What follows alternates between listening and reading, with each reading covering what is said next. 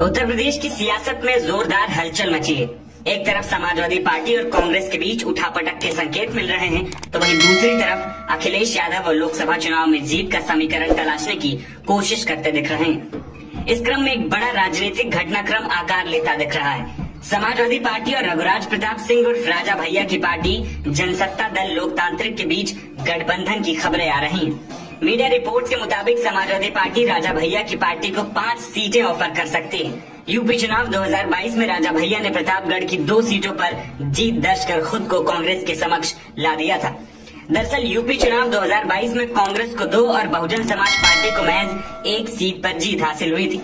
हालांकि इस चुनाव में सपा अध्यक्ष अखिलेश यादव और राजा भैया के बीच बयानों के वाड़ खूब चले थे। सपा प्रदेश अध्यक्ष नरेश उत्तम पटेल की राजा भैया से मुलाकात की तस्वीरें सामने आई हैं। लोकसभा चुनाव से पहले राज्यसभा चुनाव की वोटिंग को लेकर समर्थन जुटाने के प्रयास के तौर पर भी इस मुलाकात को देखा जा रहा है। समाजवादी पार्टी के सामने इस समय परेशानी काफी है। एक तरफ यूपी चुनाव 2022 के बाद साथी बने दल एक एक कर साथ छोड़ चुके हैं। सुबह सपा महान दल से लेकर राष्ट्रीय लोकदल तक अखिलेश यादव का साथ छोड़ती दिखी। पार्टी के भीतर भी बगावत के सुर भरने लगे। इस बीच पार्टी अपने पिछड़ा दलित अल्पसंख्यक फ्रंट यानी पीडीए के जरिए लोकसभा चुनाव में बड़ा असर छोड़ने की कोशिश में है। इसके लिए अखिलेश यादव लगातार प्रयास कर रहे हैं। हालांकि कांग्रेस पार्टी के रुख के बाद यूपी में विपक्षी गठबंधन के आकार लेने की संभावना काफी कम दिख रही है। समाजवादी पार्टी ने पहले ही 27 उम्मीदवारों की घोषणा कर दी है। सूत्रों के हवाले से दावा किया जा रहा है कि लोकसभा चुनाव में सपा की ओर से राजा भैया को 5 सीटें दी जा सकती हैं। कांग्रेस की ओर से समाजवादी पार्टी की विनिंग सीटों पर दावे की खबरें हैं। इस पर सपा तैयार नहीं है। ऐसे में दोनों दलों की राहें अलग होना तय है। राज्यसभा चुनाव से पहले बढ़े राजनीतिक तनाव ने अखिलेश की चिंताएं भी बढ़ाई हैं। जयंत चौधरी पहले ही अखिलेश का साथ छोड़कर एनडीए की तरफ जा चुके हैं।